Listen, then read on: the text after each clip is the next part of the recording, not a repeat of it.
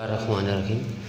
आज का हमारा article 5.3 variation of ji with altitude, पहला आर्टिकल, और दूसरा है आर्टिफिशियल सैटेलाइट के।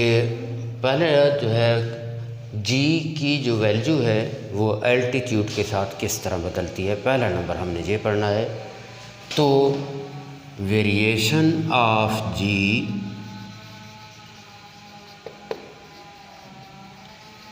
विद एल्टीट्यूड,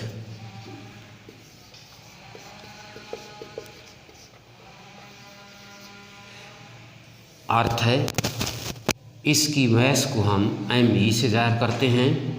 इसका जो रेडियस है वो सपोज़ करें कि आर है, और एक ऑब्जेक्ट है जो कि एच बुलंदी पर है, और इस ऑब्जेक्ट की मास स्मॉल एम है।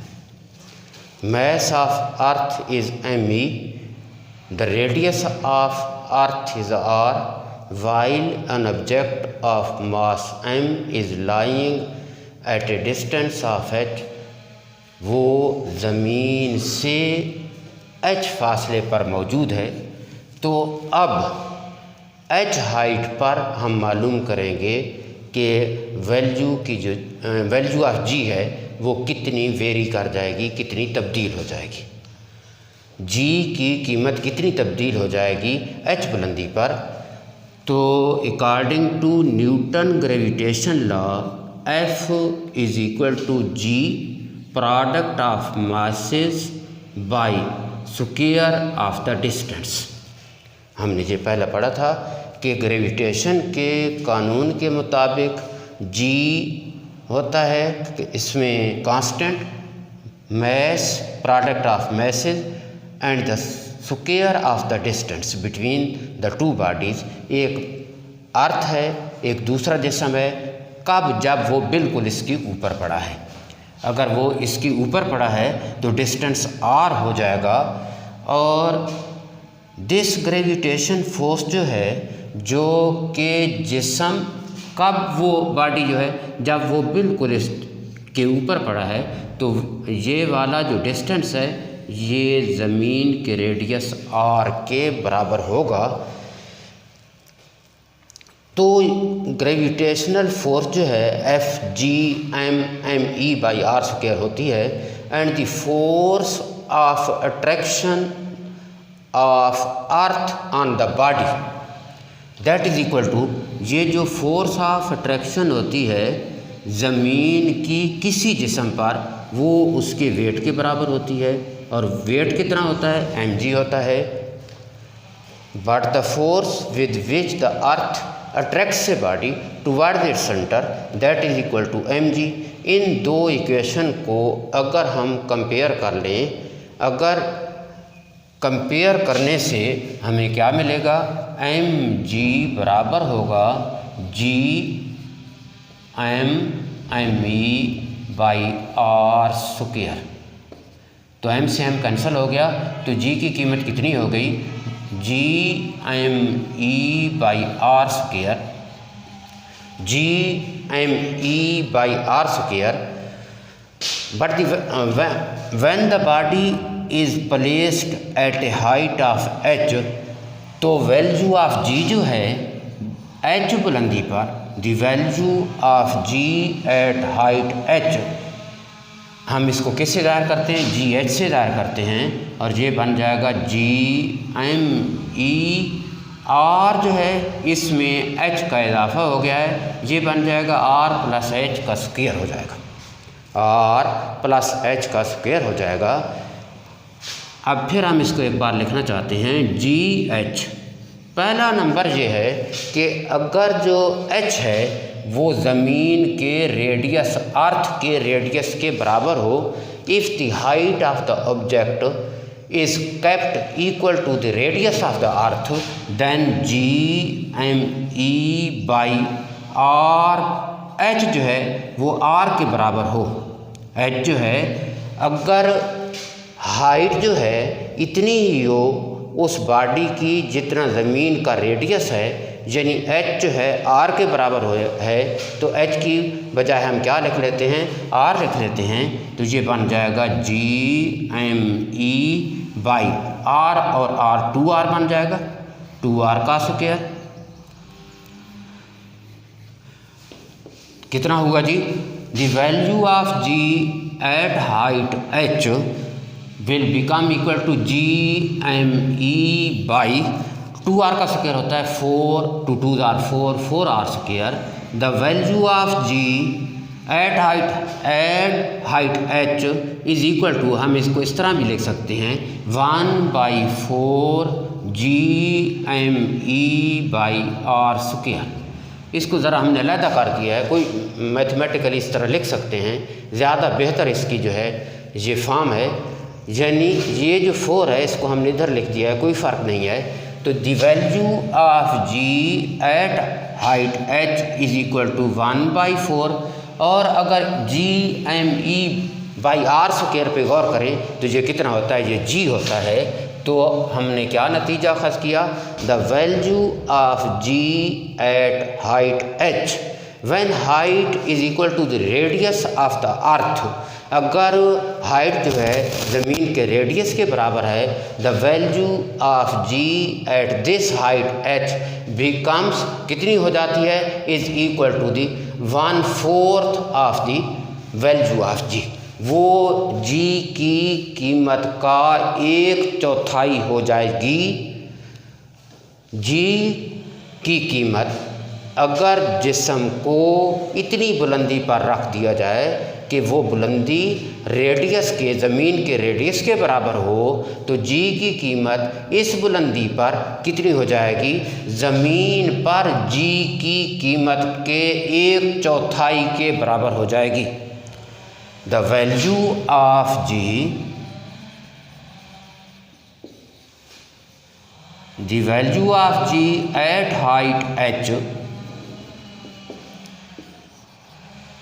when h is equal to r, अगर h जो है r के बराबर हो जाए तो value of g at height h यानी जी एच कितनी हो जाएगी?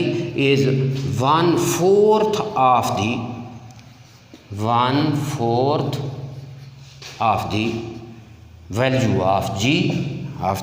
Value of g on the earth. ज़मीन पर जो g की कीमत है उस कम होकर उसके चौथाई के बराबर हो जाएगी। ज़मीन पर जो g की कीमत है उसका 1/4 हो जाएगी।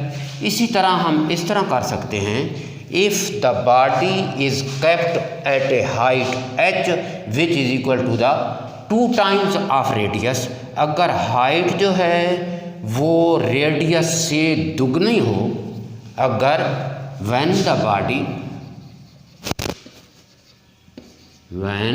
the body is at height h, अगर हाइट h पर हो, height h when h is equal to कितना हो?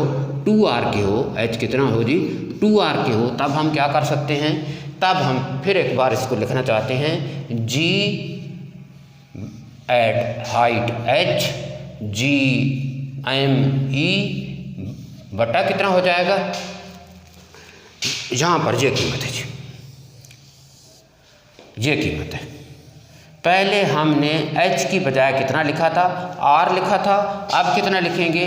r plus 2r। h की कीमत 2r यानी ज़मीन के रेडियस से 2 टाइम्स है, दुगनी है, तो तब क्या होगा? ये बन जाएगा GME बाई 2 और 1 3 r होल स्क्वायर। हम इसे किस तरह लिख सकते हैं? GME by 9r square. हम इसकी और बेहतर शक्ल कैसे लिख सकते हैं? 1/9 GME बाई r स्क्वायर। और हमें पता है ये कितनी कीमत होती है? 1/9। ये वाली जो कीमत है यहाँ पर हम लिख चुके हैं कि g की कीमत कितनी होती है? g की कीमत जो है GME बटा r स्क्वायर होती है, यानी इसकी बजाय हम g लिख देंगे तो ये कितनी कीमत हो जाएगी? अगर हाइट को, जिस्म की हाइट को ज़मीन के रेडियस से दुगने फासले पर रखा जाए तो g की कीमत ज़मीन पर जी की कीमत का 9वां हिस्सा रह जाएगी। Satellite मसनूई satellite. सैटेलाइट होता क्या है? सैटेलाइट ऐसा ऑब्जेक्ट है जो कि ज़मीन के गिर्द घूमता है। दूसरे किसी, ज़मीन ना कहें, कोई भी प्लैनेट हो जो किसी दूसरे प्लैनेट के गिर्द घूमता है, हम उसे सैटेलाइट कहते हैं। An object which revolves around the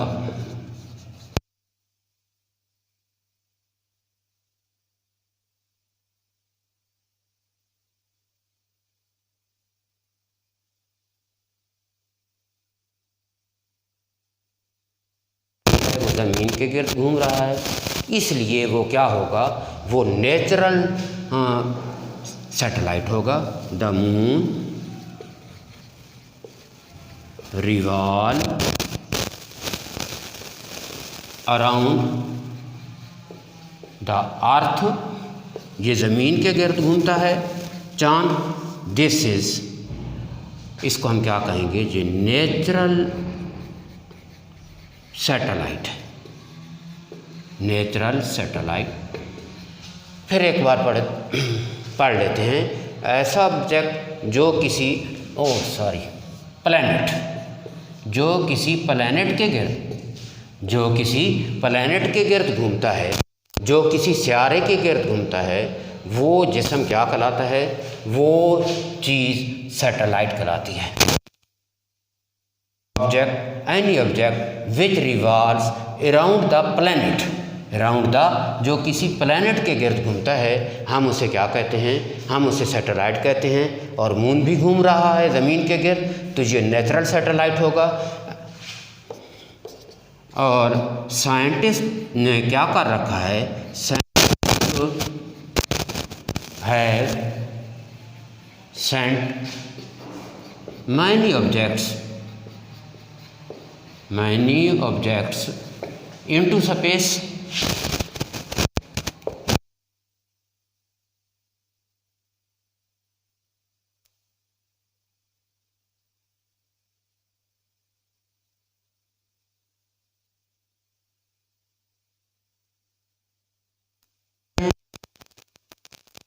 Move around the earth. These objects are called, इन्हें हम कहते हैं आर्टिफिशियल सैटेलाइट कहते हैं। यानी साइंसदानों ने क्या कर रखे हैं? बहुत सारे जो हैं ऑब्जेक्ट्स स्पेस में भेज रखे हैं, लेकिन इनमें से जो हैं कुछ ज़मीन के गिर्द गर्दिश कर रहे हैं। इन सैटेलाइट को हम क्या कहते हैं? Artificial satellites. Scientist have sent many objects into the space and some of them are moving around the earth and these satellites are called artificial satellite। और इनमें से इनका जो पर्पज़ है, one of them is for communication। इनमें से एक जो है वो कम्युनिकेशन के लिए है। ज़मीन है, ज़मीन के गिर्द बहुत सारे सैटेलाइट जो हैं अपने ऑर्बिट्स में हरकत कर रहे हैं, और इन का जो डिस्टेंस है मुख्तलिफ होता है। इनका डिस्टेंस, हर एक सैटेलाइट का जो डिस्टेंस है वो क्या है? ज़मीन से मुख्तलिफ है। वो these satellites are moving in their orbits and to complete their one rotation, जब वो अपनी एक रोटेशन मुकम्मल करते हैं, they take different time according to the height, अपनी हाइट के मुताबिक ये मुख्तलिफ वक्त लेते हैं अपनी रोटेशन को मुकम्मल करने के लिए। अपनी रोटेशन को मुकम्मल करने के लिए क्या करते हैं जी? ये सैटेलाइट जो हैं ये मुख्तलिफ वक्त लगाते हैं अपनी एक रोटेशन को मुकम्मल करने के लिए। और जो कम्युनिकेशन सैटेलाइट है,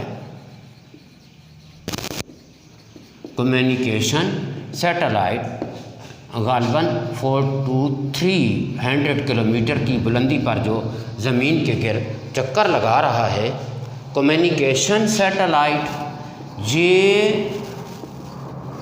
इस बुलंदी के लिहाज से, अपनी इस ख़ास बुलंदी के लिहाज से ज़मीन के गिर्द अपना एक रिवोल्यूशन जो है, एक रोटेशन जो है, एक रिवोल्यूशन कंप्लीट करता है 24 घंटों में।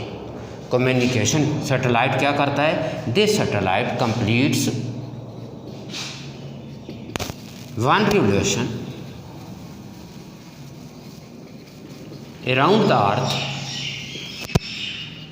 around the earth in 24 hours। यही वाला जो लफ्ज़ है अहमियत वाला है कि ये जो कम्युनिकेशन सैटेलाइट है ये कितने घंटे लगा रहा है? 24 घंटे। And the earth is also moving on its ex axis and completes its revolution in 24 hours. Earth भी अपना ये एक रिवोल्यूशन जो है वो भी 24 आवर्स में मुकम्मल कर रही है। इन दोनों की रफ्तार एक जैसी है, और अगर दो अजसाम जो हैं उनकी रफ्तार एक जैसी हो जाए, स्पीड एक जैसी हो जाए, तो वो एक दूसरे के लिहाज से वो क्या होंगे? उनकी वेलोसिटी सिफ़र हो जाएगी। यानी उनकी वेलोसिटी को हम सिफ़र समझेंगे। किसकी? Communication satellite completes its one revolution around the earth in 24 hours, while earth also takes 24 hours to complete its revolution around on its axis. Therefore this velocity of communication satellite is said to be zero। ये यूँ नज़र आता है इसकी velocity, इसकी speed सिफ़र है, यानी ये क्या है? ये स्टेशनरी है। ये क्या है? स्टेशनरी, यानी ये साकिन नज़र आता है। यानी ये क्या होता है? साकिन नज़र आता है। तो हम कम्युनिकेशन सैटेलाइट को स्टेशनरी सैटेलाइट कहते हैं।